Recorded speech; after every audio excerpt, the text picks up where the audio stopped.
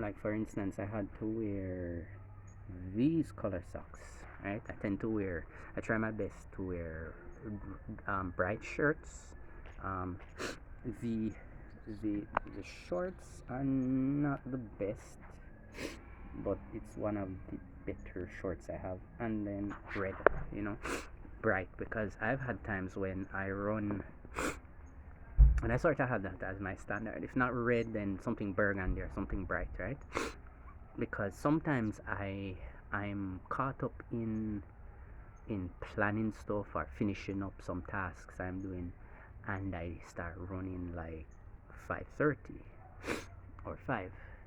Now, this being the summertime, I do get more sunlight. I will say, like sunset comes in about 6:30 thereabout, but I don't want to take liberty. So I've had times when I start running like 5:30.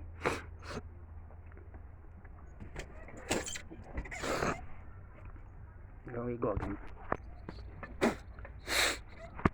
5:30 when even during the summertime, or quarter to 6, and sunset comes on me and I'm on the road and people are turning on their lights, and I want to be as safe as possible. So I found that bright colors are best.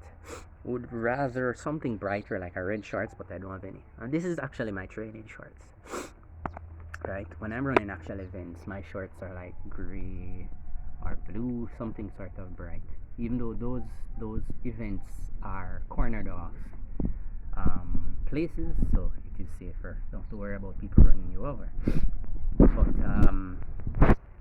in this case, I have to be careful. So, it went well today. I will say I I was talking to AI about some stuff like ChatGPT. I was the thing is, my time is very limited because I run an LLC and I have so many things to do, and I'm putting systems in place. But while developing those systems, many times it's not like it was a system that is existing and I'm just going to copy it. I am developing it, so it is quite time consuming. I thought ChatGPT would give me ideas on how to fine tune an idea I might have, or give me an idea and then like I'll present a problem, some clues as to how I have to solve the problem, and then they'll give me ideas. Because I do utilize a lot of AI. Utilize a lot of software and procedures. So uh, a lot of these things I'm developing. Some I have, you know, done. I know exactly how to do them, and I'm actually utilizing them. But some are still in the making. You know, I may be building out software. I may be cross-platform in different softwares. I may link perhaps an invoicing system to an inventory management system and all that stuff, and ensure that it's something that's long term and not, you know, um, not something that's going to be obsolete, and as well something that I can recommend in the future to other people, because it works for me. So I got a bit carried away because even in managing social media, I was like, I've worked out some stuff which works pretty well, but then there's content generation, which is time consuming in itself, and then there is scheduling, so building out all these things to be consistent, because when I assign people to these tasks, I want it to be systematic, not just something that you schedule, but systematic and automating as well, right? So I did quite a bit of that, and you know, hydrating myself and doing my stretches. That actually took up some time because I knew that, steady hands, Trevor. I knew that this was going to be a bit more grueling than normal because I've never run 10 kilometers before in one go. and I needed to do good stretches. So I was stretching my back, stretching my legs, stretching my ankles, my foot bottom. A lot of persons don't realize this, but your foot bottom is extremely important. Stretching it, getting it ready for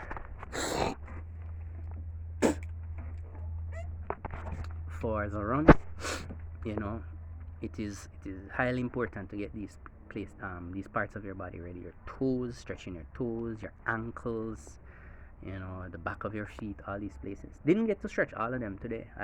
Normally I do all of those, but I did quite a bit of stretches. I did some of my foot bottom, my I think, did I do my ankles?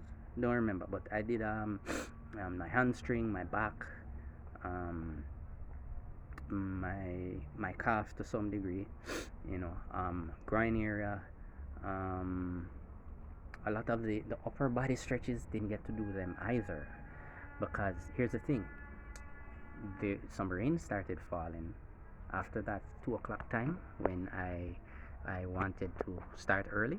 Some rain actually started, and I was like, doing my stretches. I'm like, yeah, rain, you do whatever you're doing, because I'm going to run. And the rain stopped, and I dropped off something at someone to sort out for me, for a little project I have. And then I went and I did my stretches, and I was like, yeah, rain, fall, but I know you're going to go when I'm ready to run. And by the time it was, I think it was like 11 past 4, I was outside doing the last of my stretches, and I did my run. No rain, no drizzling, no nothing, and got it done. And the rain it's quite overcast. This is like, what time is this? This is like after, I haven't even checked that time, to be honest. Will this mess my recording? No, it's 10 past 6. Okay, it's quite late. Right, so this is summertime anyway. The sun sets at about 6:30, quarter to 7. Even though this is the latter part of summer, but yeah, this was pretty good. Like the lighting for this phone is like up and down. This is not a filter, if you're wondering. It's just the lighting. Like like we have good sunlight. This is good. Now, not too much light, not too little. Yeah. So this would be like reality, and then sometimes when I shift, the lighting looks a bit messed up. Right. That's anyway. I don't know. Anyway, right. This is just nature's light. It's not like I have a lighting around. But anyway, mission accomplished. I am now going to cool off, or should I say cool down, these muscles. Going to drink the rest of my water, and then what I use as a cool down is I walk this guy. Yeah, give him like a good little walk. I tend to walk him generally around like the avenues that are I'd say probably bordering the community. So we get like almost a full perimeter walk, or we might cut a few roads short, but we get a longer walk. So he gets a little more, time in his walking, and I get a little bit more walking to cool down these muscles, so they don't get cramped and so on, And then naturally, today being a running day, it's leg day. So I had leg day, I think it was 3 days ago. And because legs are oftentimes neglected, I don't mind doing it twice this week. I'm not the type of person to stick to intensity. I more stick to consistency. So even though it tends to end up getting 1 day per week, I will, and I think the reason why I did it early in the week is it should have been on last week Saturday, and and it didn't work out, and I had pushed it to Sunday and it didn't work out, so I just did it on, I think it was Tuesday. Yeah, and I'm going to do it today again, which is another Saturday, and get 2 days in, you know, right? And then hopefully I start seeing some results, because normally I neglect legs, I will say. I do I do neglect legs, and well, most people neglect legs, and legs are one of the hardest. I would say abs is the hardest to maintain or even to grow, and then legs, because our bodies have evolved to a point where they have adapted to constantly being used, and so it takes a greater level of effort. So your legs have adapted to, what's that like, anyway, I thought it was nose knot. Our legs have adapted to always moving us around, walking, so it takes greater effort to grow leg muscles, and then your abdominals are needed to hold your upper body upright, so those have adapted as well. So those take an even greater effort to grow. So those are incredibly difficult to grow or even to maintain. So, you know, as much as I can, I will say I try and at least squeeze them in as much as possible. I've never done legs twice in a week, first time, and I've never run 10K, so I don't know how much more, what would I say, juice, how much more endurance these legs have, but you know, I'll still try. I think the most I've ever pushed myself with legs is running a 5K, resting not for very long. I think maybe under an hour, and then I did weighted squats and weighted dips and all that stuff, and it was fatiguing. I felt like I was going to explode. Yeah, that wasn't fun, you know.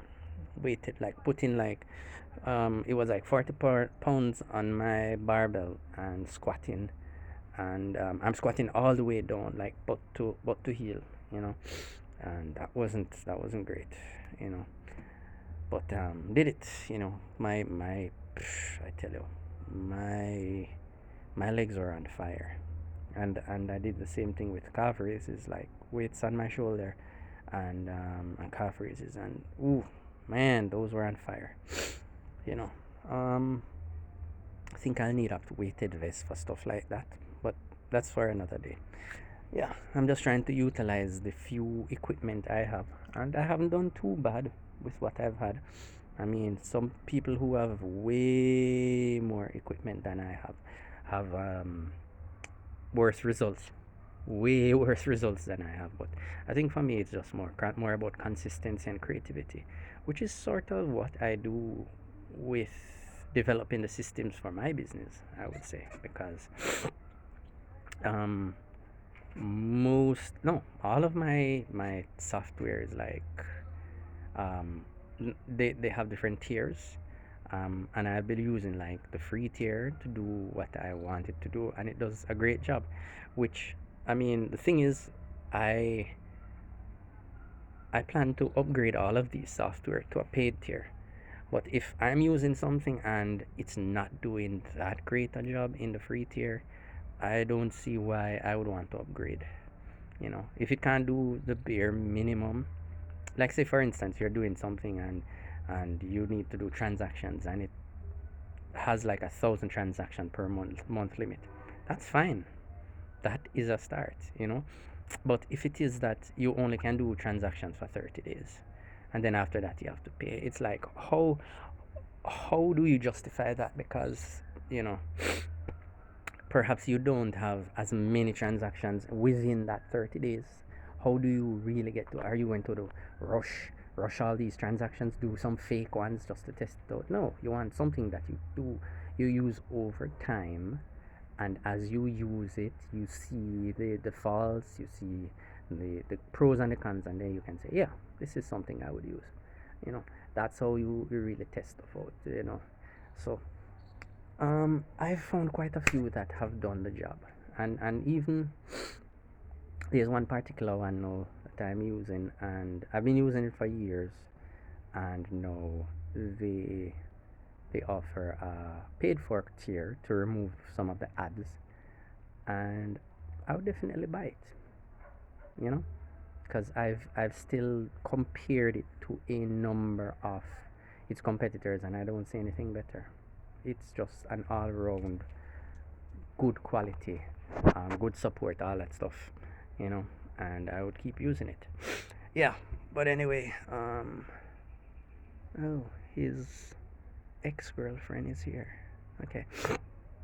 Um, yeah, so, um, yeah, and here's the beauty about it is, well, I'm a tech entrepreneur, so, uh, I'm a little bit adventurous, and even recently I was considering changing that same particular software, and I did my due diligence, which I do for everything, and I was thinking, this is going to force me to do something that I've planned to do a very long time, which is um, to host my own cloud server, and I picked out a few that do it, and I had started on setting up these servers, but the purpose I wanted to do it for was like it was like it wasn't urgent as some other things that I'm working on or have been working on for the last few months. So I kind of put it on the back burner. And as soon as I knock these off, I'm going to go and set those up again. And I'm going to run them over a series of months and see how they operate, because there are a number of different, maybe about 3 of them I can think of right now that I need to run on my own cloud, well, free cloud server hosting, right? And one of them in particular, I've been using different software from them for a number of years. They're highly reliable. Should I call any names? No, I won't call any names. But if you're in tech, you would know them, right? And so anyway, I think I've rambled on long enough. Yeah, it's time to go and go cool off these muscles. And I don't know